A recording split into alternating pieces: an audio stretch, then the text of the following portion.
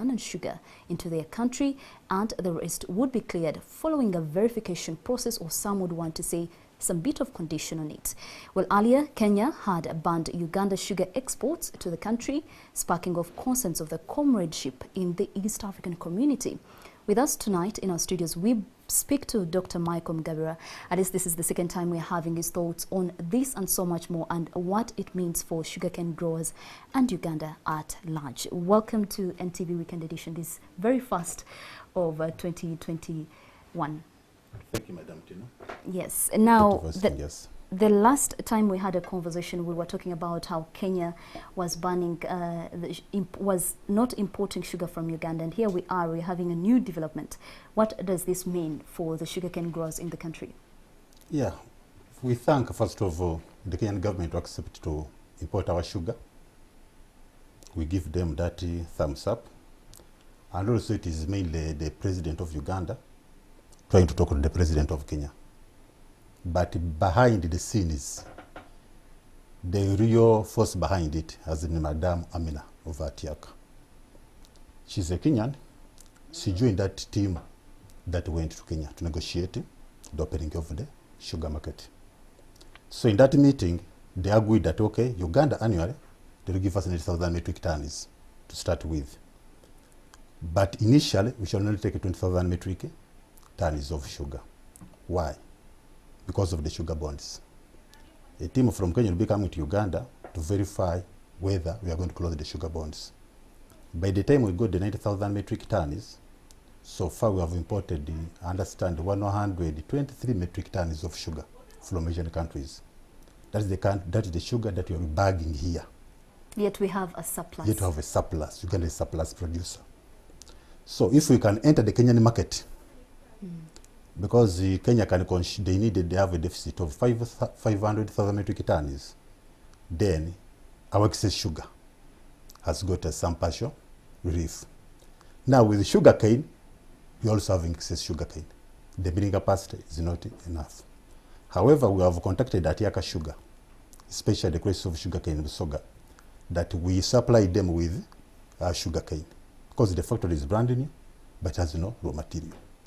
It can crush around 1,850 tons per day. We have also approached the government, we had a meeting in Fort Portal with His Excellency and government officials, and they agreed that they will support us with transport. So if the government can subsidize the transport, then we shall be able to offload around 450,000 tons of sugar to supply to Atiaka Sugar Factory. And the lady, because of her connections with President Kenyatta, she has the capacity to get a market even for her own factory. Sugar from her own factory. Because yes, the country got 20,000 tons, but for her, she came back with another 10,000 tons for her factory. And I saw the papers, I have the papers with me. So, I know we have issues with her, but to me, I can see she's an asset, especially if it comes for us to have a foothold in the Kenyan market. Well, Atiak Sugar Factory was, of course, recently launched by the President of the country, Yoweri Museveni. But yes, as we speak now, the factory still, for a country that has surplus sugar cane, the country still does, the factory doesn't have enough. Why is this so? What exactly is happening in between behind the scenes? Yeah, our assessment, we visited the Atiaka Sugar Factory. First of all, northern Uganda, sugar cane is a new crop. Labor is still a challenge. Then too, she's also having challenges of fire. Even last 2 to 3 days back, more sugar cane was burnt at that factory. We don't know whether it is sabotage in the industry. We are trying to find out. Because as I'm telling you, even ourselves, the sugarcane growers, although government has agreed to subsidize us with the transport, but the millers, the big millers, are lobbying government, Ministry of Finance, not to release the money, because they want to see the farmers suffer with sugarcane. But yet in April, when the president obtained for them a market in Tanzania of 30,000 metric tons, government of Tanzania, they're offering $480 per ton. They said, I think they wanted $640 per ton. Government was forced to pay them a subsidy of $150 per ton. Those millers, you see. And you know they got the budget from? Classified budget. We kept quiet. Now the farmers in Usoga were suffering with a lot of cane. They have a market in Atiaka because Kenya closed the market. Instead of welcoming the idea that okay, let the farmers offload of this cane so that they don't cut out this cane. Now they are using another method to frustrate the whole transaction. So this is the type of mirrors you have in this country. And that's why you find that when they go to State House during the closing of the prayers, they are telling this country that, you know, Uganda is a country of peace, prosperity and profit. Well, but how many Ugandans can do Dr. that? Michael Mugabira would like to state those that are still speculations, at least they haven't been clearly confirmed. But also, yeah, Minister of Finance has confirmed with us because when they said the millers in Soga are lobbying that we should increase the money. And you are telling them what they are doing is wrong. They were subsidized by government of Uganda, $150 per ton, using classified expenditure. All right, let us now pick your thoughts on how this new Kenyan decision is going to benefit you, the cane growers. Partially, it will benefit mainly first of the millers because what is being taken is excess sugar. I've given you an idea of Tanzania.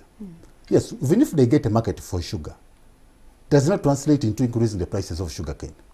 In essence, what you are saying, they keep on lowering the price of sugar cane because the raw material is far, the demand is lower than the supply. The supply outweighs the demand. What is happening that the beauty of it is that yes, we are creating a market for excess sugar. More sugar will go, but a farmer is not going to benefit because that demand doesn't translate to the farmer. But at least we can offload the excess sugar out of the country. That's the benefit of it.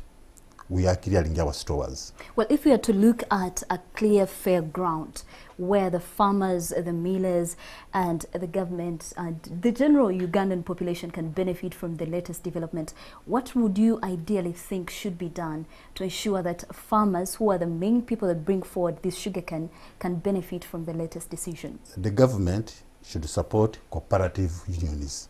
Farmers should come under cooperatives, like when we went to Igara tea factory. His Excellency sponsored it to Uganda. Look what the farmers in the tea factory. It belongs to the farmers, and they're able to get better prices. The factory is theirs. So when it comes to agriculture or good business, this light industry, let the farmers of Uganda own the means of production. Foreigners should come in for only heavy industries, but not agriculture or good business. It is not good for this country. I have to be honest with you. Our farmers are going to suffer and remain slaves of agents. All right. Well, last year, the country farmers here in Uganda were stopped from exporting sugarcane, and we've continued to see an emphasis on farmers insisting to export sugarcane. Why is this so? Where is the challenge? Why don't we look at other avenues that can be gotten out of the sugarcane to create a wider market for our produce? Okay, we have agreed with the government as a sustainable intervention. Exporting sugarcane to Kenya is also an immediate intervention because sugarcane is a crop which also has a time limit in the gardens. But we are going to invest in refineries. Government is going to partner with the farmers, and we have agreed that next financial year, money is going to be put in the budget, and we start investing in refineries. Distilleries. We are going to convert the sugarcane, which is excess sugarcane, into ethanol, which we call power ethanol, for blending with petrol. And that market will require 200 milliliters of fuel per year, which translates into 3 million tons of sugarcane. And that means that sugarcane as a raw material will be competing with sugar crystal, because she'll be converting sugarcane direct to ethanol. That's what India does. That is what Brazil does. And when it comes to blending, it's a very big market in this country. So I told the government, and also with the president, that let the farmers take up mainly the ethanol market. Let's leave the Asians with the sugar industry, because it's already excess sugar. We don't need to go into excess production of sugar. We shall be destroying the industry. So that's the plan we are working on now. Speaking of excess sugar that we have in the country, do you think the 90,000 metric tons that are required by Kenya can be supplied? Do we have the capacity with our excess that we're talking about? Can we meet the quantity that they need? According to the big millers, whom we know they have the sugar, we are having a surplus of 170,000 tons of sugar. So 90,000 tons of sugar, we are maybe relieving like how much? Like 70%. Yeah. For the farmer watching us tonight, you're probably wondering where this discussion is going to. But this is an issue that definitely affects the sugarcane farmers. And I tend to sense a bit of scramble that is likely to happen in the long run, trying to get to the millers to give out the surplus, sugarcane that they already have. For a farmer watching us tonight, what should they be planning to do to benefit from this increased uptake by the Kenyan government? The farmers? Yes, please. As I said earlier, what the Kenyan government is taking is to call excess sugar. It has nothing to do with the excess sugar cane. Having excess sugar cane means that the milling capacity is not enough. We need to create more milling capacity. Back home. Yeah, here at home. Even taking sugar cane to attack is also an immediate intervention, because we don't want our farmers to be frustrated. They are getting frustrated with the crop, they can't sell it. Most of the permits now being given with sugar, they are giving for sugar cane of 30 months. 30 months, a farmer should have cut cane twice, but now you're cutting cane once. So consider frustration. So as by now, it may not translate into the farmer, but at least we are offloading the excess sugar which millers have. Give it the millers as we build ethanol plants and we start a new market for sugarcane, that is power ethanol. All right, thank you so much, Dr. Michael Mgabira from the Greater Busoga Sugarcane Farmers Union, speaking to us about